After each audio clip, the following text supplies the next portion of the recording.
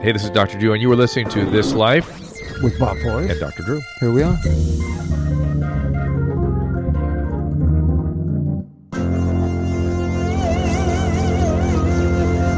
Ladies and gentlemen, boys and girls, I'm losing my voice, but I'm still excited. You okay? This is, it's just hard to talk this long. I'm just thinking your listeners don't know that you've been speaking for a long time. 4 hours. They're hearing you now for the first few moments of this broadcast. I don't have a voice left. So okay. get it together. All right. All right. Today we're going to welcome to the program Kim Gravel. She's a television host, entrepreneur, public speaker. In 1991, she was at the age of 19, the youngest Miss Georgia, or one of the youngest Miss Georgia at the state's pageant, in the history of the pageant. She went on to represent her home state in the renowned Miss America pageant, and she's a popular keynote speaker, specializes in areas of women's empowerment, inspirational, motivation, beauty, and image perception. Kim, welcome to the program. There you are. Thanks for having me. Our privilege. Let me just start with women's issues generally. Bob and I spent an awful lot of time obsessing about how to motivate millennials. Are you encountering anything unique about millennial women?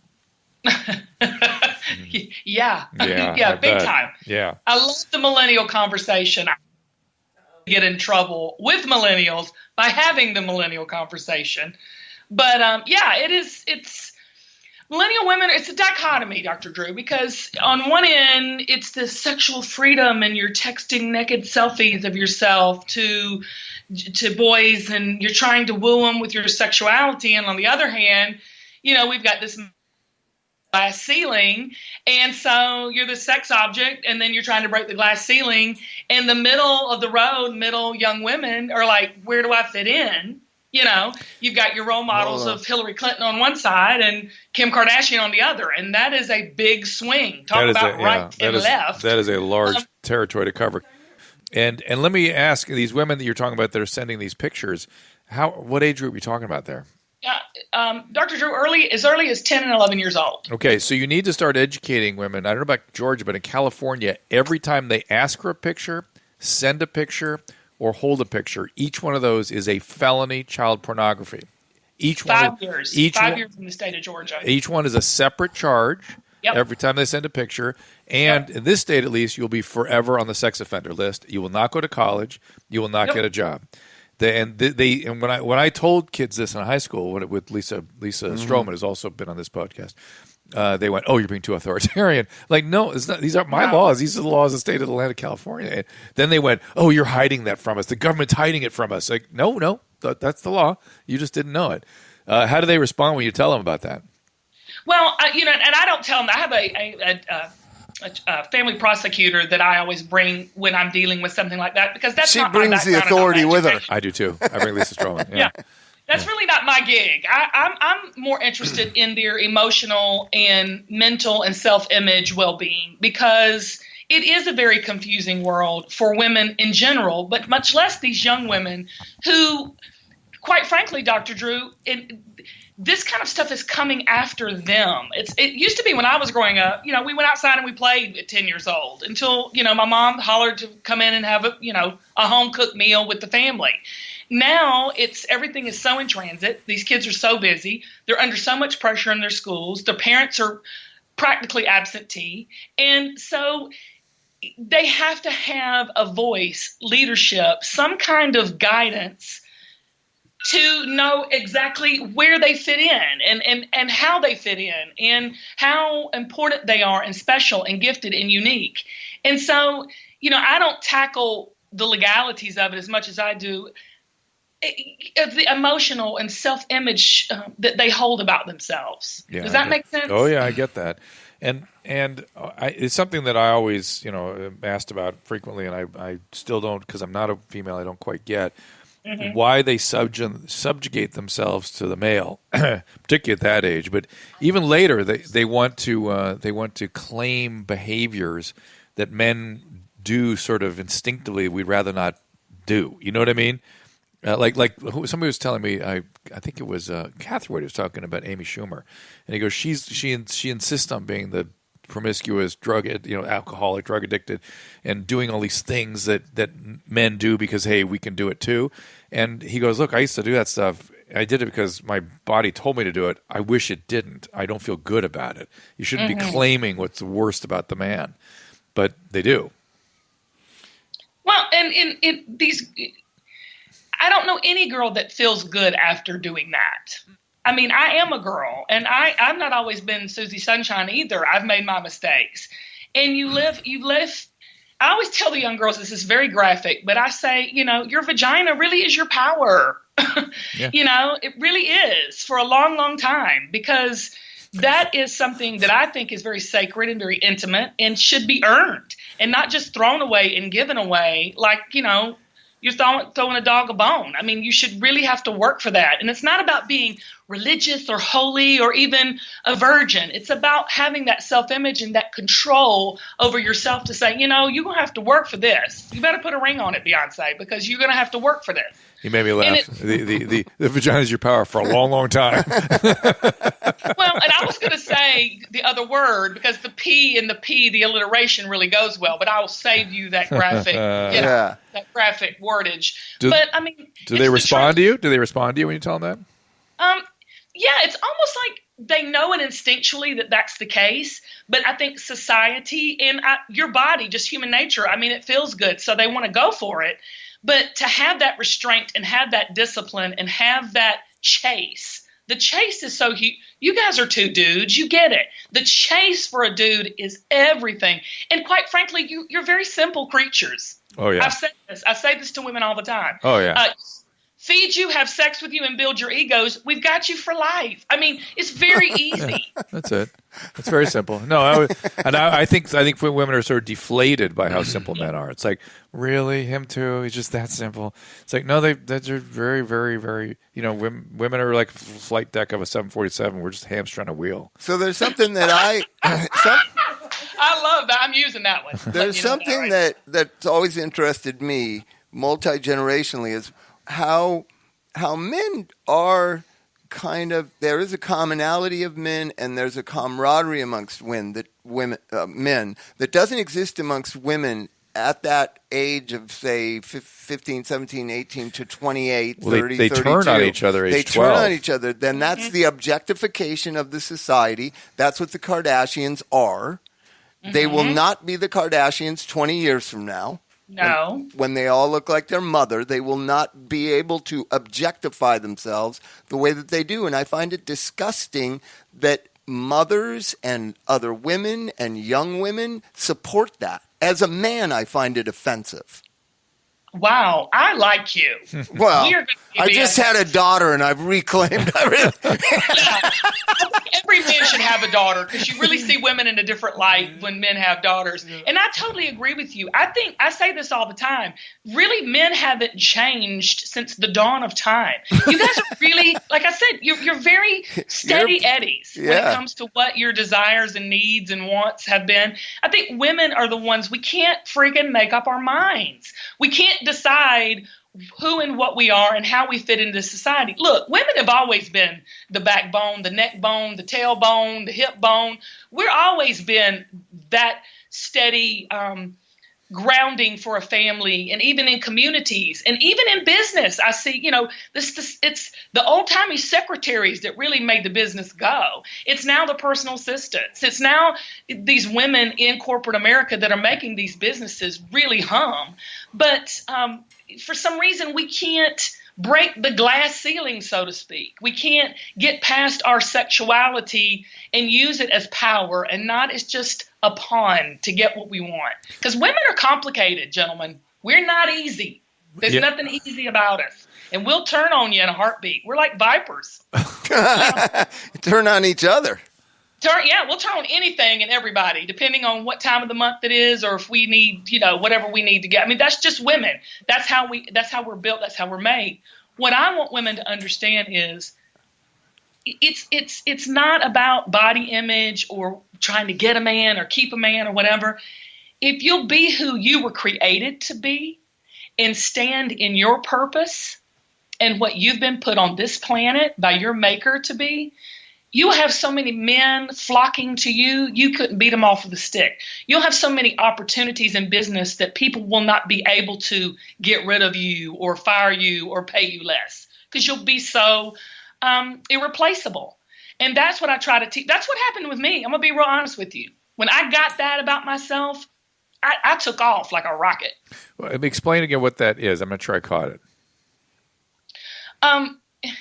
What do you mean that? I'm sorry. Well, you're saying once I got that. Yeah, it's this knowing of why I was created. And that's a little vague to me. Help me understand what that means. A purpose. It's what I wake up every day and do because I love to do it, and I know I was made to do it. It's a reason for being. Is that everybody has a different purpose like that? Oh, I think everybody has a huge purpose, and it's different for everybody. I truly believe it's a unique.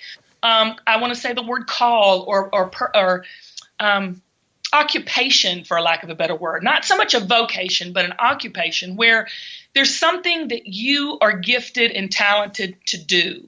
And I think it's your job to figure that out. And it's so difficult to do that, Dr. Drew, because everyone's telling you what you should be. You should be taking off your clothes like Kim Kardashian because she's rich and she has a big booty and she's on TV. So you're supposed to want to do that.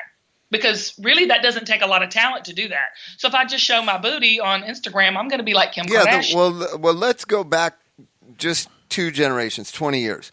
People were measured. Why is Lucille Ball famous? She's famous because she's the greatest comedian in the history of television. The modern social media phenomenon that I don't want to pick on the Kardashians, but they're the girls of the moment, right? Yeah. They are not. They are not talented at comedy. They are not writers. They are not politicians. They are just famous. Right. And so the society agrees in that fame is the only thing that matters. And the easiest way a 14-year-old or 15-year-old girl seems to me nowadays to be able to be celebrated, which is what celebrity is to send a naked picture to a boy.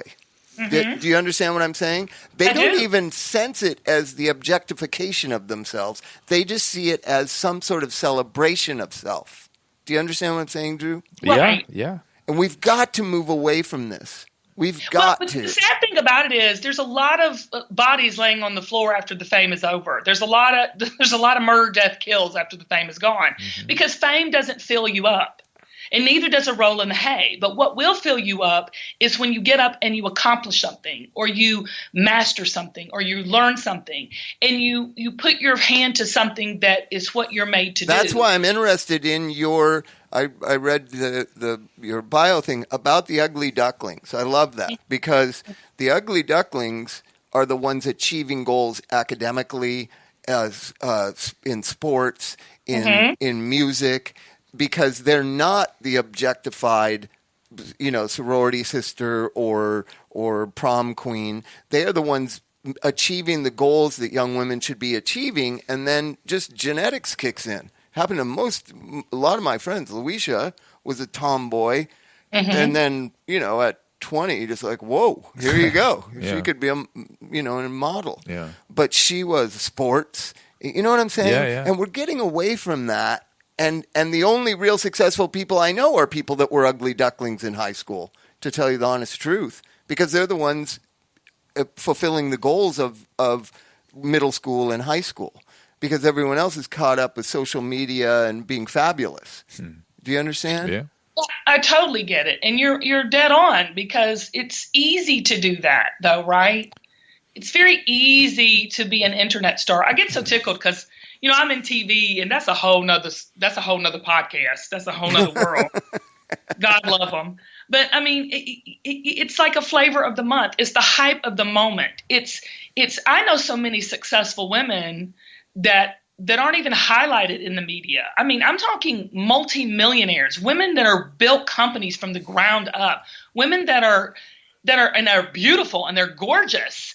But you really don't hear about that, about women in the media, because I will be honest with you when I say this, and I'm probably going to get some backlash for it, but I don't care. It's the truth. Most women really, when it comes down to it, and if they truly will be honest with themselves, most women really want a man. And I hear the crickets cricket right now. Well, I but can't believe you just said that. Well, and I shouldn't say it, but it's really the truth. But hang on, though. Well, hold on a second. But what does that mean? Wait. What does it mean? Stop. Why is it different to say, well, most men really just want an intimate relationship with a woman? Why does I don't think that's the case. I don't think most men wake up when they're little, because I have 2 boys that are 8 and 10, and they really have no interest in the little girls in the neighborhood, but the little girls are already interested in my little boys. Yeah. I think that, and listen, and I mean, I'm even talking about women, because I can't just generalize and say not even same-sex couples. Women particularly just have that desire to have that. To nest? Of the nest. Oh, yes. We love nesting. And the women that are on social media, including the millennials, that are this women empowerment and this feminist movement and all this, and I'll talk to them and ask them a few questions, and they're like, yeah, well, I'm dating this guy, and they turn into this whole girly girl. And I say to the girl, look, there's nothing wrong with that. There's nothing wrong. I love my husband. I love my children. I love my nest most of the time. It is hell and hard work about 98% of the time. The other 2%, I love it. But it is... there's nothing wrong with wanting that, but that can't be your purpose. You know what I realized, Drew? When I was in college in 80 to 84, 83, 79 to 83. You have to figure out what I'm trying to figure out what year it was. But I'm talking about, there was never a question of whether my girlfriend, Cherry LaPuma, or my best friend, who was a woman, was equal to me. There was no dialogues about equality in my generation. Same here. We just assumed. All of a sudden now it's this nothing is equal, and I know half my class in medical school was female. Boom, that was and it was not an issue. No, not an issue. I know. Are we going backwards? Are we equal. going backwards? Well, I mean, just intellectually equal, academically equal, intellectually, it just never came up. And now all of a sudden, that's all you hear the last 5-10 years is about this inequality. Well, this is what I want to say I don't think we're equal. I think we're a little bit superior. If I've I'm always wrong. said that. Oh, we agree with that wholeheartedly. I don't think. Yeah, wholeheartedly. 100%. I don't think the continuing of the species can go through Drew and I. Or any of our kind. And I don't say that in any kind of. I say it slightly in jest, but No, I don't say it in jest. No, I I've think, seen it. It's rad. No, we feel like the qualities that the female brain has are particularly for today's age much more substantial, needed. I kind of hearken it to this example. Like when I was like in my 20s, and I thought, and the women in the room are totally going to get this. This might go over the guys' heads, but you girls that are listening, you'll know what I'm talking about. When you're in your 20s and you look in the mirror and you think, oh my God, I'm so fat. Oh my God, I'm so fat. And you say that. And then now when I pull out a picture of me in my 20s, I'm like, I'm freaking smoking hot. What in the world was I talking? Yep. And I think, Michelle, put your microphone on. Absolutely. Isn't that amazing? I was so hot. I know. I thought I was fat. I didn't even know how hot I was. Oh, I was. Okay. I was 30 pounds lighter than I am today. I know. I had no boobs. And let me tell you, if we knew how hot we were then, we would be really skanky. So praise God. I thought I had a big butt. It's the same way. It's the same way with our power. We have the power. Well, but let's dig into that a little bit. Why do you have that weird, distorted view of yourself when you're a young woman? Why would you do that to yourself? I'm not trying to blame anybody. No. Listen. Well, let me blame somebody. Let's drill into my wife. Why would you asking me? Well, any of three of you. But why would you? Why would you have? Why do you think? What is it about the female psyche that you would look at your 20-year-old self and think there's something wrong with it? Because I think you compare. You compare to whom? The magazines? You're so right. Oh yeah, we've to done everybody. You compare to yourself to all the other Kate women. Moss or models in big magazines. butts were not cool when I was in high school. I wish I knew that they were going to be worse. It wasn't until Sir Mix-a-Lot. But Sir Mix-a-Lot was 1981. Well, I knew black guys liked me a lot. They love me too, honey. They love them to kill. No, but we see ourselves in the mirror. It's all based on how our parents treated us. No, right? Your I don't dad? think so. And in particular, your father. Yeah, if my dad would go, "Oh, you've gained a little weight." He's going to treat you sexually? No. Like he wanted me to look good all the time, and then my the way your friends too. I think actually he'd be sort of annoyed if I. There's that patriarchal society. The fathers objectify the women not in a sexual way, in a way of you're never going to get the right life if you don't be a certain way. That's true.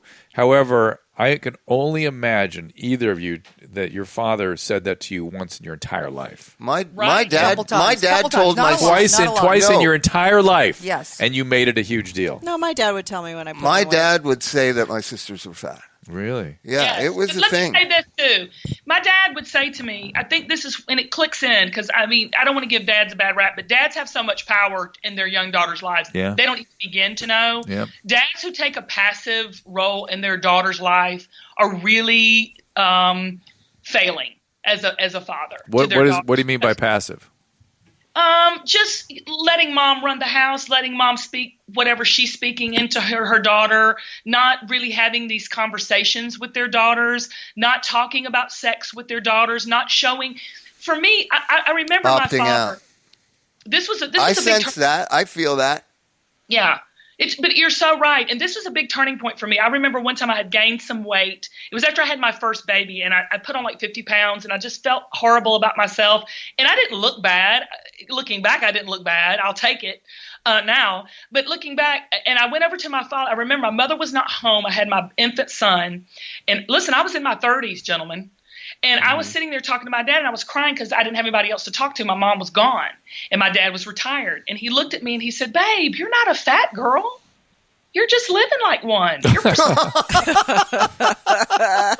That's some Georgia shit right there. You remember the words that came out of it. I just remember, he said, "That's not who you are. That's just what you're in right now. That's who you are is this and this." And I just remember going, "Oh, God, I love my father." That he even took the time to sit down and just talk to me about my issues. Now, he couldn't even begin to understand what I was going through. He never birthed no baby, but he took the time. That's what I would say to dads. Just sit down and don't tell your daughter that she's beautiful fakely at a daughter-daddy dance. Go to breakfast with her. Sit down and say, "What's this? Who are you dating? What's going on?"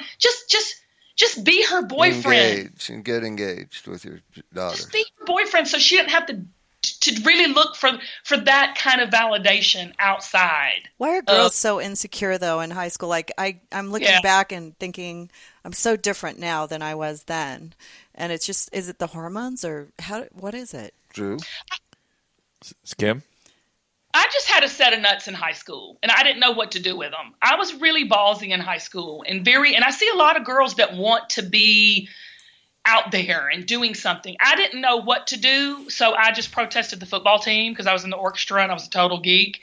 And I didn't know what to do, but I had enough chutzpah to get out there and do something. And so when I see little girls out there with any kind of little something, I just try to direct them in a way where they can just, even if it's not the perfect thing for them, they could just get out there and have a voice, have some balls.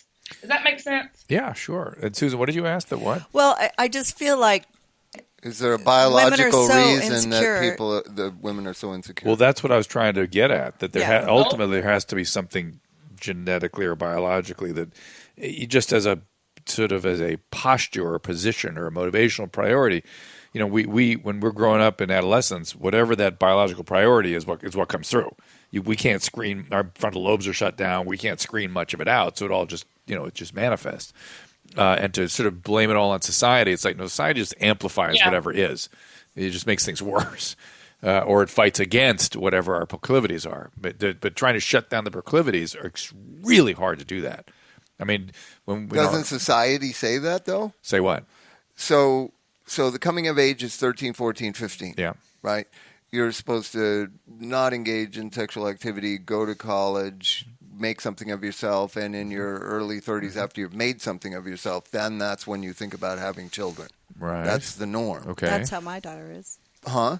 Is that coming from you guys, or is that coming from society? That's what I'm saying. I think it's not coming from biology, Drew. Right? Well, but if you don't get that's to frontal lobe if stuff. you don't get to it by your 30s, it's not going to happen. I know. So I'm saying this whole focus of of what has to happen before you do that. That didn't exist until the last 200 years. Yeah, right? For sure. So why are you saying that social? No.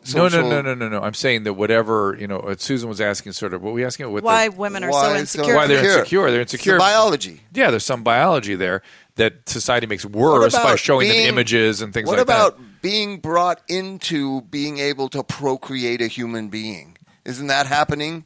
What do you mean being brought into? Puberty. And that's the hormones. That's what you said, right? Yeah. That's a crazy thing that I don't think has ever been measured. Oh, the impacts of the hormones is massive. Massive. Of how it impacts self-esteem and emotional. It's absolutely. There's whole theories, there are whole schools of. Okay, so how come there's no theory or philosophy in the schools of how to deal with it? There is. They just don't know how to deal with it. Because, put a promise ring on your finger and don't have sex. That's a social norm. No, you're talking about something very. I mean, there are whole disciplines called adolescent medicine, and adolescent psychiatry. It's all they do. But most kids don't interface with that. They interface with the school. I'm just saying that people are trying to figure out what to do with this. It's hard. And I think it starts where your validation lands. Like I just know women put a lot of emphasis on their external beauty. We feel like we're validated if. First and foremost because of the way we look. Would you ladies agree with that? Yes. I think that's what the message is, wherever it's coming from, whether it's biology or whether it is, socially. I think that women and young girls feel like, even my 70-year-old mother values the way she looks. Like we go to that first. I don't think men have that same kind of. It's more these days. It's happening more now, but it doesn't happen as much. I think it happens a lot these days. It's happening more. But the other thing is think how women treat each other. Why do women turn at each other age 12? And the women that develop breasts or look particularly attractive, what happens to them? What do their female peers do? They get ostracized. They get not more than ostracized. They get clobbered by their female peers. Yeah. Well, what do you think that is? Competition for the male attention. That's exactly what that is. And that's biology. Yeah. And no one helps the kids deal with that. That's what I'm saying. Is there's a don't ask, don't tell attitude about puberty in the schools. No, because that's saying men and women are different. You can't do that. You can't say they're different. Yeah, I know. And so we can't possibly acknowledge that the biology is totally different. The motivational priorities. But you'll are hear it. I heard it at Elvis's school. Boys will be boys. Yeah. What does that mean? That's an admission of difference, right? Like, that's for instance, an admission of difference. That's why the principal of the school said that. Well, I'm surprised because you didn't hear that 10 years ago. But like, for instance, rough and tumble play, it's called. Yeah. Rough and tumble play exists in all male mammals when you inject them with testosterone.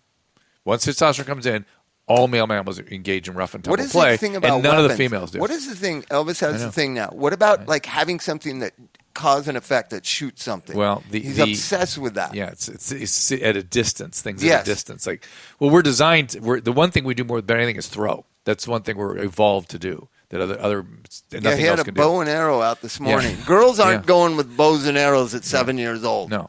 I might have been. My grandmother was an archer. And the till she was 85. The Freudians had a whole theory about this. The bow and arrow? The whole thing going at a distance. You can't see that at home, ladies and gentlemen. but that was a going out from the center of Dr. Drew outward. Right. But doesn't that feel? Yeah, that kind of feels like right. That feels like what that is. And I think I had a lot of testosterone though when I was younger. I do. She's like, I think I did. Because I didn't really like girl stuff. Like I didn't have a lot of girlfriends. Yeah, but not liking not having girlfriends. Who knows what that is? These are complicated. Did you like bows and arrows and guns? Well, yeah, because my grandmother was an archer. No, she ran an archery club. She idolized her grandma. Did that stuff. She didn't pick up a bow and arrow. Well, I know, but still. My grandmother had a gun, so we didn't need the bow and arrow. There you go. That's what I'm talking about. What was grandma's name, Kim? Mary Elizabeth, and she was truly a Southern woman to the core, so she was packing. Bless her heart. What is that thing about Southern women? What would you say it is that what typifies that Southern belle? That's a good question. I think all of us women are the same, just in different ways. I mean, it doesn't. To me, being from the South, we just probably eat a little bit less healthy than you definitely do on the West Coast. Every time I go to California, these people don't eat. No, to me, it's Vivian Lee in Gone with the Wind. She knew everything, and she portrayed like she didn't know a thing. Right. So it's, right? Yeah. We are the most obvious underdogs for sure. We play that part well. But women are a lot smarter than people really know. I mean, you are very evolved men, and you sounds like very strong women. So you understand. But women are we're just complicated and unique and fabulous. And I tell you what, though, if you have that sisterhood, if you can foster that kind of sisterhood with a group of young girls, it can't be broken. It's tight. That's what I was going to say. Is women make great friends of one another, but they also treat each other very poorly. And if we could damp some of that down, really help young women not treat each other poorly, they traumatize each other. Wait till your daughter hits age 12, you won't believe how they treat each other.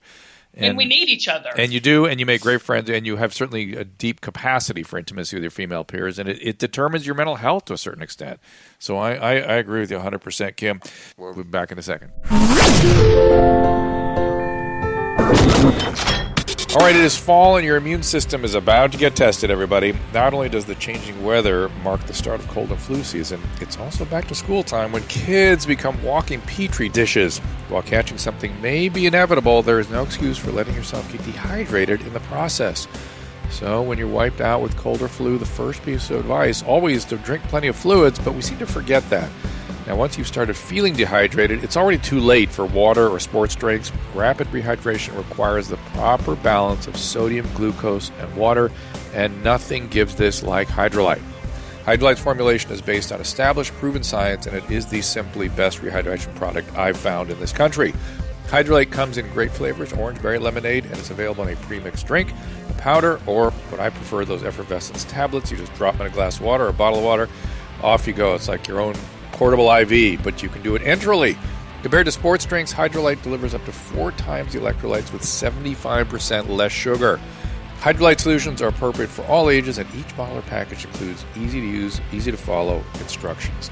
You can find Hydrolyte at Rite Aid or online at Amazon.com. And for a limited time, our listeners can save 30% on Hydrolyte. Just click the banner on our site, drdrew.com, and use the code DRDREWHY, DRDREWHY at checkout. That is DRDREWHY. And we're back going to talk about eating disorders. All right, Kim, we're not wrapping it up. We're going to continue. The only reason why I'm saying that is because I remember when my daughter went through puberty and she was a figure skater. And Kim, you still there? I am. And she didn't seem like a kid that had an eating disorder, and we found out she had one for 7 years when she was in college. And she seems like she had great self-esteem. She, it's our kid. I know that she wanted to be thin, but I think she wanted to be thin for me because I was always kind of thin. But I never in a million years thought she would have an eating disorder. And when she came out with it, nobody believed it. It was just really astounding. But then I had all this guilt because Drew and I did everything in our power to, not to help our kids and give them all the right, the right tools in life. But it was really astounding to me. But I know that she wanted to skate and she wanted to be thin enough to skate, and it just always broke my heart. But I also think about the girls and how they all related with one another and how this all could have, we knew the kids that had eating disorders, and we would. Do you really want to go down this path? Well, I think it's why. Because you would want Paulina to be here if we're going to talk about it without her present. No, I know, and but there's a lot to be said. I just want to know if that's, what it is about women that they do that. No, men do it. I didn't have any. Men do it. Men do what?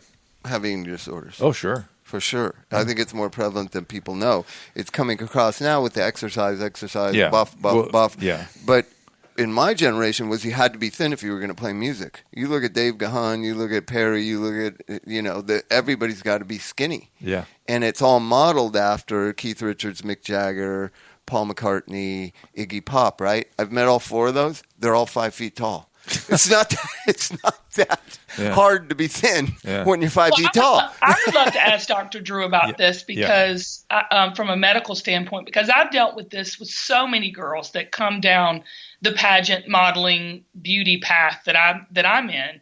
And the pattern that I'm seeing that I'd love to ask you about, Dr. Drew, is, to me, it's this sense of control that these girls have. It's like they feel like they have this control over one part of their life. Does that make any sense at all? No, that's the superficial sort of version of it, in a sense that that's on the surface is always this control, and it's almost always a power and control conflict with mom, but underneath that is trauma. So one of the things that I think is parallel is football and pageantry, and I'd like to. Football and pageant. Well, we found out the concussions. The idea that I would never allow my son to play football. I wouldn't. Yeah, it's too dangerous. Basketball, baseball. Those so would are your son be a pussy? What are you saying? No, both my boys played football. But I know. But the evidence you have now just doesn't make sense. There's lots of other sports to play that are less dangerous. You didn't play football. What? You didn't play football. Huh? You didn't play football. And I will tell you, I agree with you. I don't disagree with you. But however, the reason I went with it with them is it was exceedingly important for me, the overcoming and the camaraderie and But you can do that in soccer, basketball, baseball. No, because in football you're putting it, this came to me when I saw we put our kids in there like 9 and 10 years old, and I watched these kids go from 9 and 10-year-olds to transformed. And I thought, God, what? They carried themselves differently. I thought, what is this? I thought, I finally saw it. They're putting themselves in harm's way. They're scared, in harm's way on behalf of their peers. And surviving. On behalf of their peers.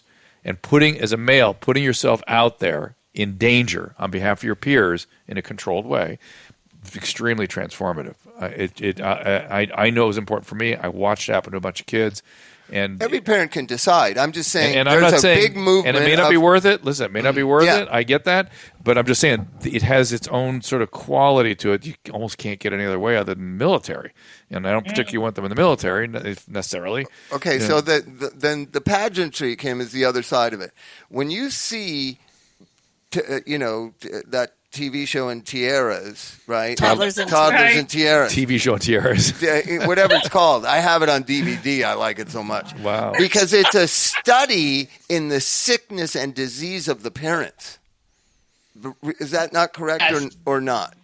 That is a very distorted, exploited version of pageantry. But we could say John Benet Ramsey. There's not a lot of good stuff you're hearing about 5-year-old pageantry. Well, Kim. Yeah, and we never train girls under the age of 13. So I totally agree with you. There's a point where putting on fake eyelashes and lip gloss and stuffing a kid's pageant dress at 5 years old, I think that's a bit much. But pageants really are the football and the Super Bowl of chicks, that just, it really is. And I like what you said, Dr. Drew, about football, because I agree with you. My kids don't play football either because I don't want them to get a concussion. But no, I don't play. But she's for it. No, she understands what I'm talking about. I it's see good the correlation for Suboxone with doctors. Yeah, well, he's a doctor. I would trust him on that one. Yeah, pageantry is very similar to the football team. I know it sounds. Some of my dearest friends, longest friends. Gretchen Carlson was Miss America the year before I went, and I still keep in touch with her, and I keep in touch with a lot of girls, and we really, it is a sisterhood. It's kind of like a sorority, and we give each other a leg up in industry and business, and, it can be it's an experience, and I think once you go through that kind of experience together, at that point you're disappointed you didn't win or whatever, but in the long run, it's like a club. It's a girls' club, and it's exclusive, and it's It really can be empowering in a way if you don't let it get you crazy. Right. My daughter is great with girls' organization. She has a ton of friends. She was in the GSL. She was a cheerleader. She was a figure skater. She always was around women. She has a lot of great women friends. So she was exact opposite of me. I was more of a guy's girl. I didn't have. Maybe I let her. turned her into that because I always missed that in my life. Yeah. But Yes. I always felt we were so surprised, and I feel like she did want a lot of control. She was like a super control freak and had to be perfect. And not to me, but that was just the way she was. It was her personality. And she's her own person now, and she's had a lot of therapy. But I just feel like the women do that to each other. Like we somehow do that to one another, and it's just. You talking about mothers and daughters? Yeah. Or? Well, peers, and I mean maybe just. But that's why we've got to change the dialogue with women. That's what I'm especially saying. I women. want the dialogue changed. And I can tell you right now, my daughter will never be in a pageant, whether she's 13 or 5 or 30. The objectification of women in this country has got to stop. And start measuring everybody on their intellect and what their knowledge and their experience rather than what they look like. And I just think that we can't pussyfoot around about this. I really think we can't. And if we want a non-violent society, then we need to stop encouraging young boys to bang into each other and knock the shit out of each other. Yeah, I can't feel more passionately about this. I love it. I absolutely love it.